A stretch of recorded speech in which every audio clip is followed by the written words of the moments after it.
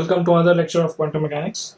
So in this one, we'll discuss some problems based on eigenfunctions and eigenvectors, or eigenfunctions you can say, eigenvalues. So which of the, in the this first question, let's see, it says that which of the following is an eigenfunction of kinetic energy operator? Okay, so we need to find out among the given options which one is the eigenfunction of the kinetic energy operator. Now, in earlier lecture, we have seen that the kinetic energy operator can be written as, is written as, say this is T, is minus h cut square by 2m. Okay, basically it is represented by px operator square by 2m. Alright, so this is the kinetic energy operator. Now we need to see by operating which gives us an eigenvalue equation, and also that we need to make sure that the eigenvalue corresponding to kinetic energy should be real. Alright, because we can measure kinetic energy and the quantity measured is always a real quantity. Okay, so if we operate on option A, okay, let's check option A. So operating on this wave function, if we operate this thing, okay, so we get, if we operate this is minus h cut square by 2m, and this quantity operating on, so A is a constant, it will come outside. Now operating this 2 times will get you, this is, once you take a derivative, you'll get 1 minus 1 by A. Again you'll take a derivative, you'll get another minus 1 by A. So basically you'll get 2 constant terms like multiplied to each other, and you will get this value. Now you can see that you can separate out this thing by writing like this, that 2m. Now this is what? This should be 1 by a square. This is a minus x by a. Alright, now if we just separate it out, what do we get? We get is 2m a square, and this is what? This is psi. Okay, this was what? This is some function. Alright, so one can see that this quantity h is a positive quantity, Planck's constant, m is the mass, which is always a positive quantity, a is a positive constant, it's given in the question. Okay, that means this eigenvalue is negative. Eigenvalue is negative. Okay, but we know that kinetic energy is always greater than 0 or equal to 0 in case of the particle not moving. So one should always have the eigenvalues corresponding to kinetic energy operator to be a real number, real positive number. Okay, so the eigenvalue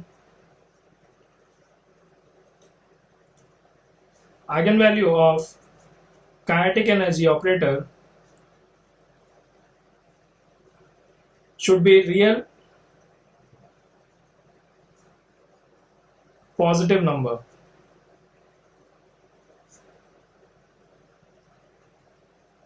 Alright, so in this case the eigenvalue is negative, so this option A cannot be a eigenfunction of kinetic energy operator.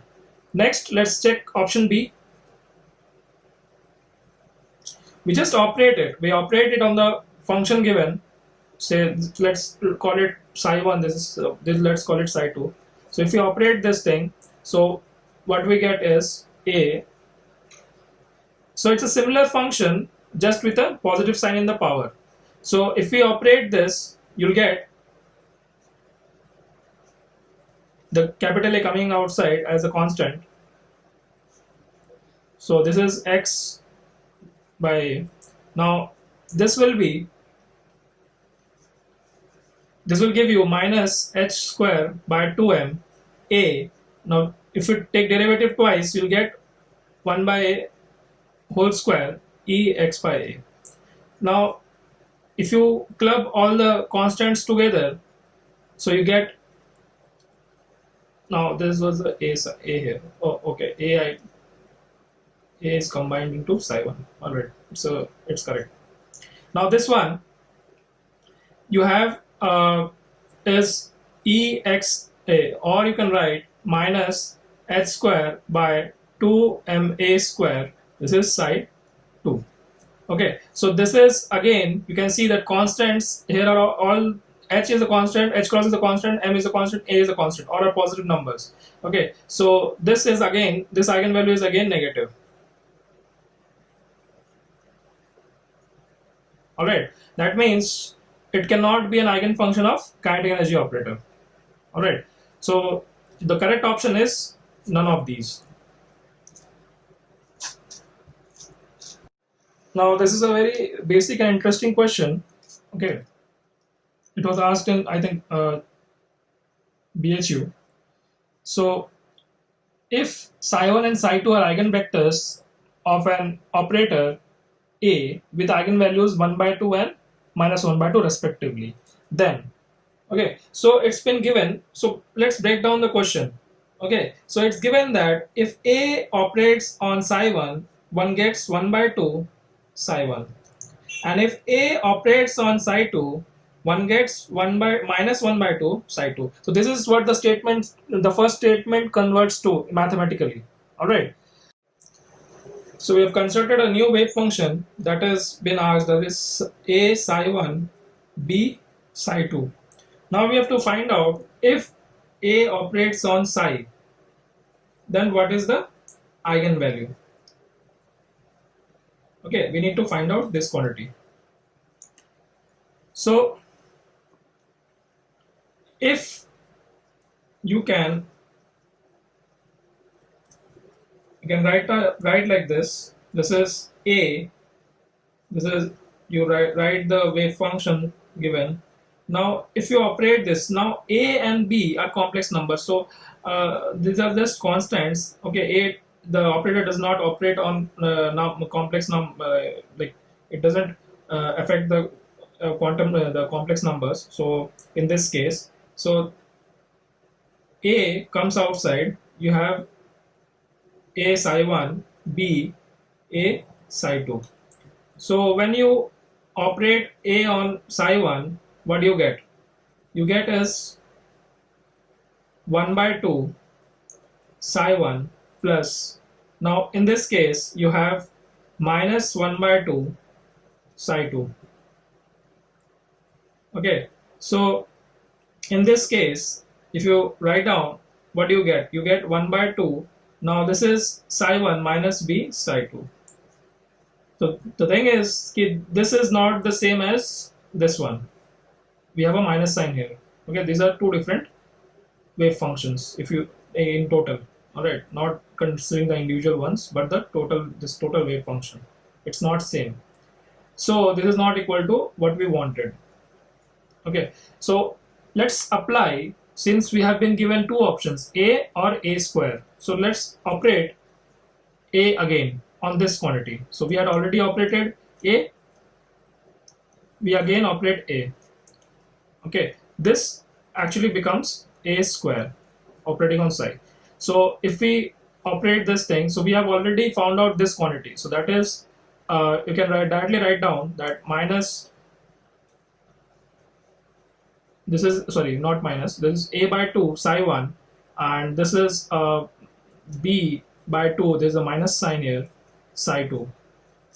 Okay, so if we operate this, so what you'll get is, this is A by 2, A operating on psi 1 gives you 1 by 2 psi 1 plus, now there's a minus sign here, so let's keep it like that.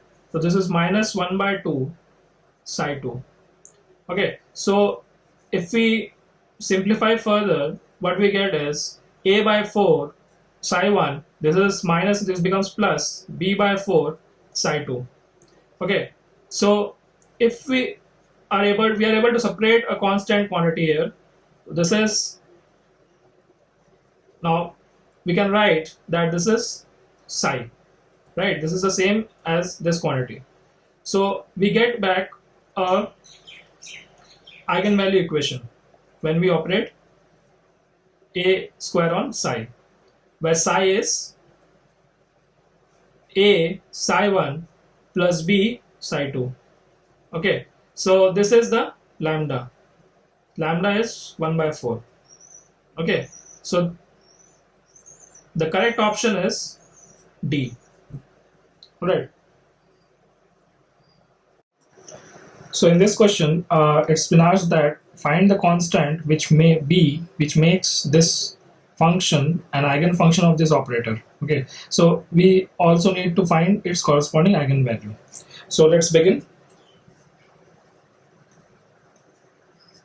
We take this operator and this function and operate the operator on the function. Right.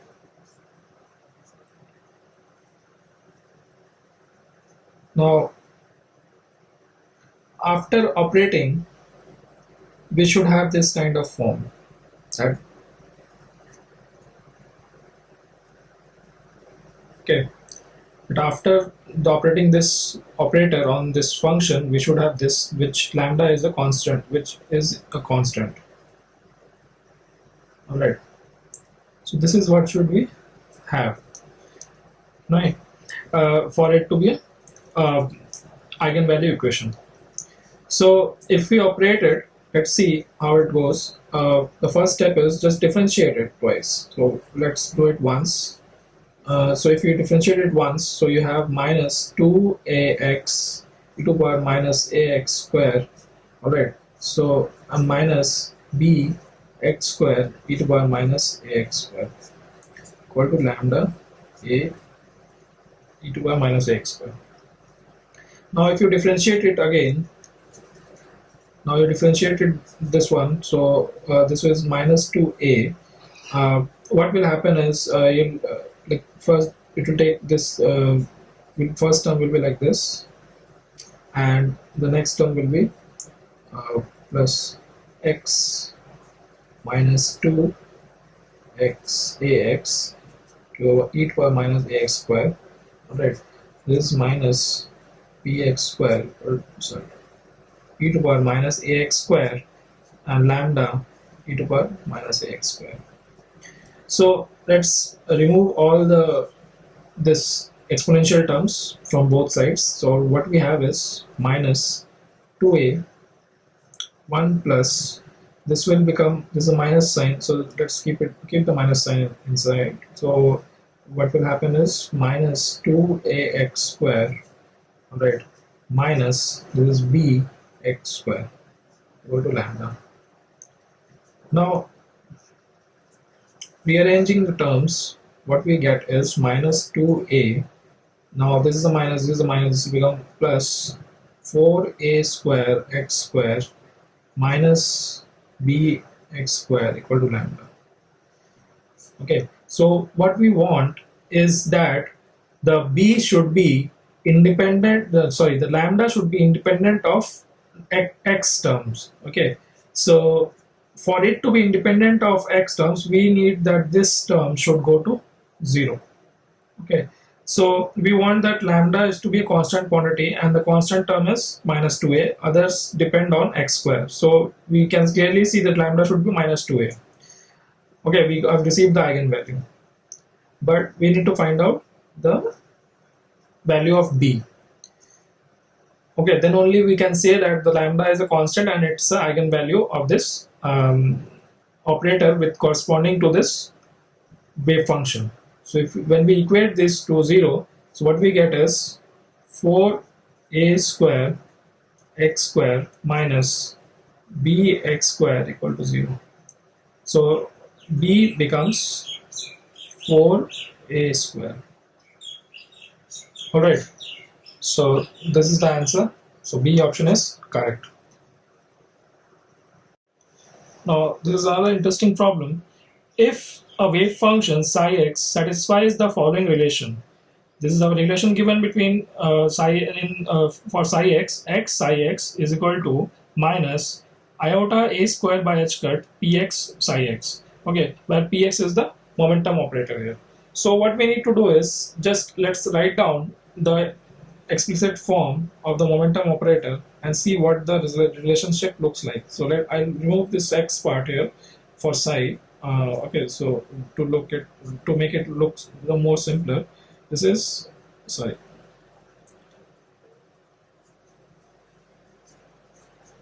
This is minus I h cut derivative with respect to x psi. Okay, so if we rearrange and let's simplify it further, so there's a minus sign, it becomes plus. This is minus iota, iota. So we have minus sign here, minus a square. H cut gets cancelled. So what we have is derivative with respect to x. Now we can see that we can like separate the variables. So we can write that this x dx and minus a square is equal to 1 by psi d psi. Now if we integrate it further, so what we get is this will become minus x square by a square 2. Alright, and this side is equal to, this is log psi, okay, plus some constant. Alright, so since there is a psi not given, okay, let's forget about it right now. So what we can write is this can be written as, this is psi k is equal to e to power minus x square by 2a square, and if we simplify further we get 1 by k e to power minus x square by 2a square. Now what we can, if we see from the options, what we have here is we can write like this, that is psi naught minus x square by 2a square. Now if we see the options, there are no constants present, like a is not there. Okay, so you can just compare the form because a is a constant here, so I think there should be some mistake in the options here. So this I guess it should be a 2a square here to a square here. So this is the correct option. Okay, alright, sometimes there are typos in the options, so you need to be careful during the exam. Okay, so you have to select the best option. Okay, in this case the form x square has matched with this form x square by 2, so you chose this option. Alright, now this question was asked in GATE long time back, so let's go through the question. Which one of the functions given below represents a bound state eigenfunction of the operator in the region this with the eigenvalue -4, right? So when we say the bound state wave eigenfunction, we should always keep in mind that as x tends to plus minus infinity, psi tends to 0. Okay, this is what a bound state wave function should behave like. Alright, this is the crux of the whole thing. Now I can, during exam, I don't need to solve in detail. I can directly say which one is the correct option without even doing full calculations. But I want you to realize, like, every option has to be checked carefully, even though you know the answer. But during exam you need to save time. Alright, so I'll tell you how to look for that single answer without doing so much calculation, which I'm going through right now. But it's very important to analyze the question, okay, when you're practicing. So in this question, it says that the operator eigenvalue is given, operator is given, and some you have given 4 eigenfunctions. So let's check option A. So option A, if you operate the operator on the function, all right, so what do you get? If you operate it twice, so this is the constant A comes out, we will get 4 outside this thing, and you have e to power 2x. So basically you have is minus 4 A e 2x. All right, now this one, you get a lambda here. This is the lambda, right? Lambda is equal to minus 4, which is the eigenvalue. That's fine. Eigenvalue is coming out to be whatever is required. But then we need to check whether it's a bound state or not. So for bound state, we just need to, since the boundary is given between 0 and infinity, okay, so what we need to do is just check whether if x tends to infinity, what is the value of psi? So psi is, say psi 1, this is a naught e2x, this will become a e naught, this is infinity, all right, so this goes to infinity, right? So this becomes infinity. So this cannot represent a bound state eigenfunction, all right. So looking at the next option B, which is will operate the operator, and this is cos hyperbolic 2x. Now sometimes students tend to forget like how to like what is the value of this different cos hyperbolic. Okay, we call it cosh. Our prof in IITK used to say that it's the cos hyperbolic, used to pronounce it as cosh 2x.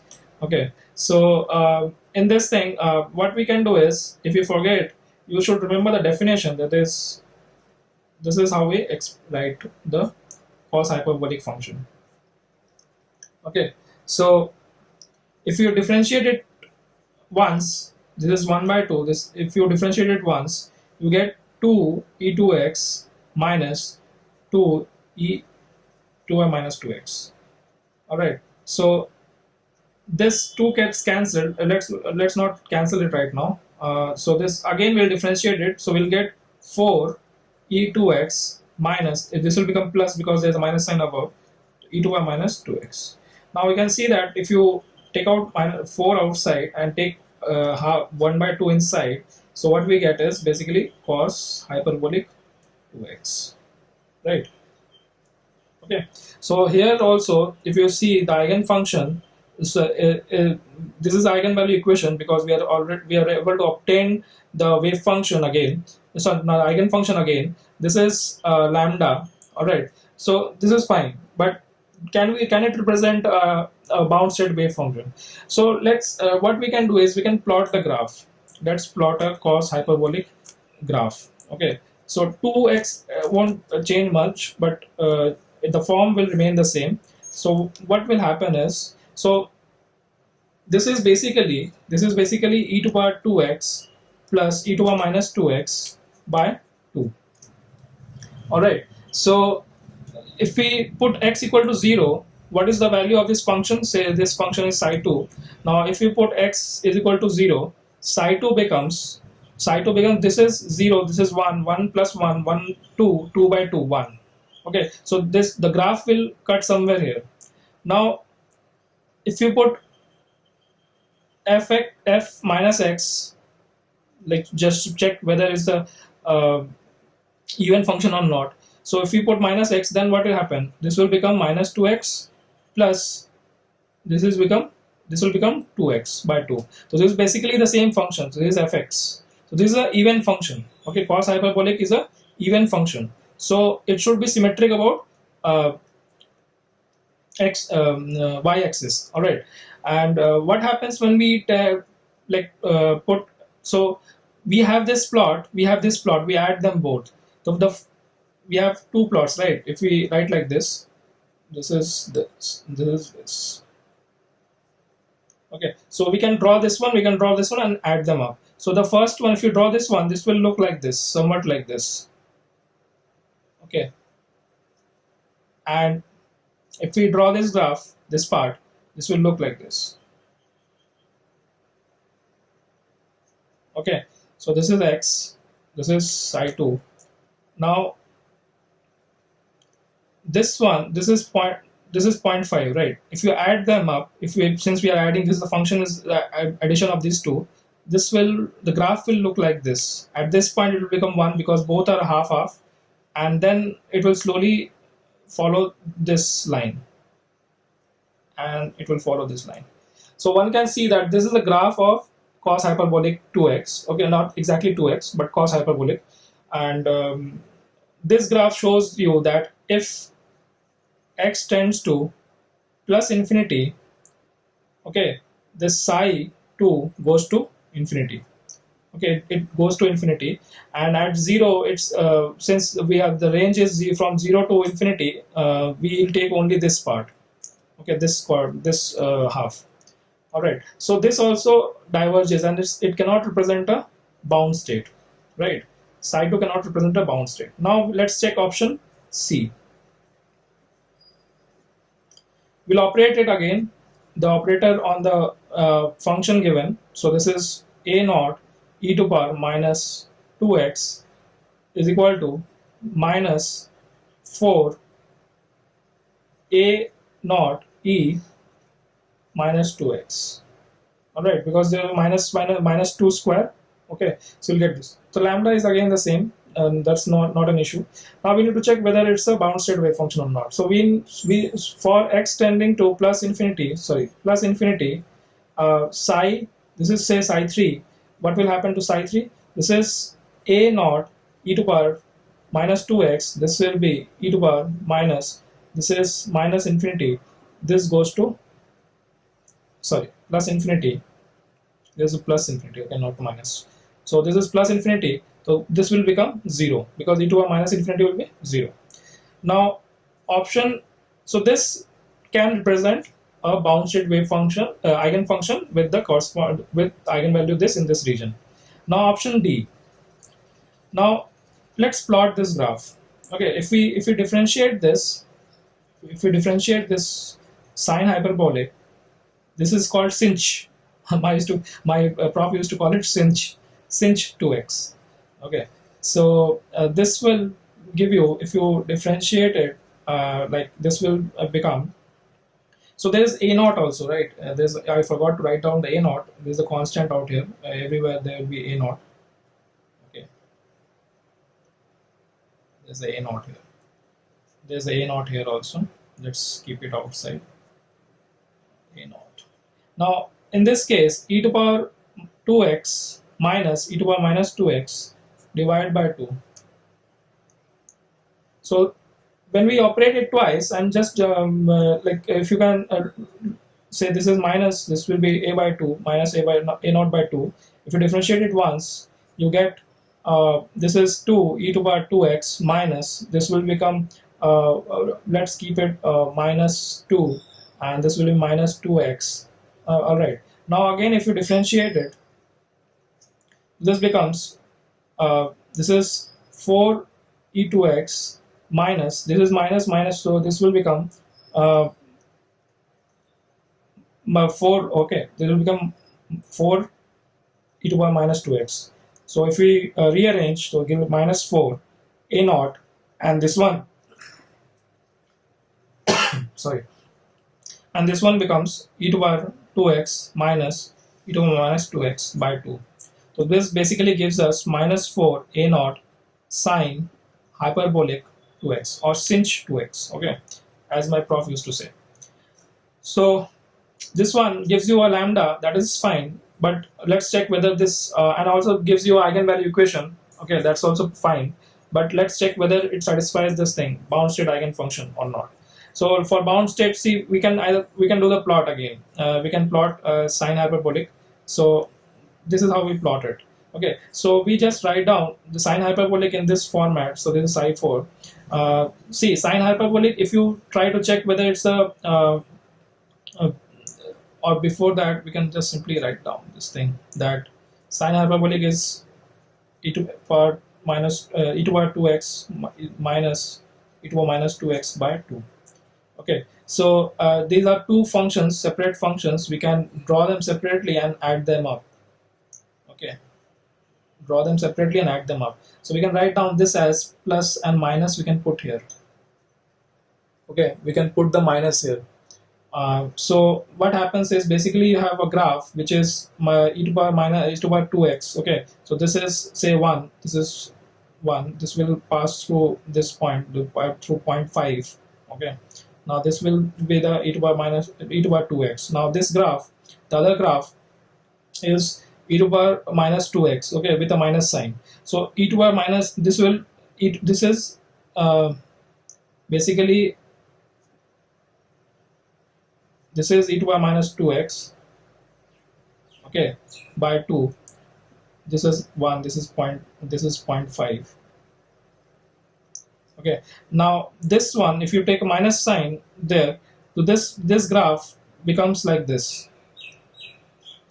This goes this side. Alright, we'll completely invert this graph. This becomes minus 2x by 2.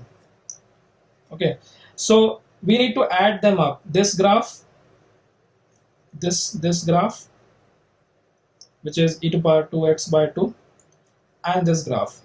So if we add them up, say in this region, this has a higher value than this. So this will follow this graph in this region. Now slowly both the graphs become significant. Okay, this is 0.5 also. So this is minus 0.5. So this is plus 0.5, this is minus 0.5. It will cross this 0, and then again it will follow this graph. So basically you have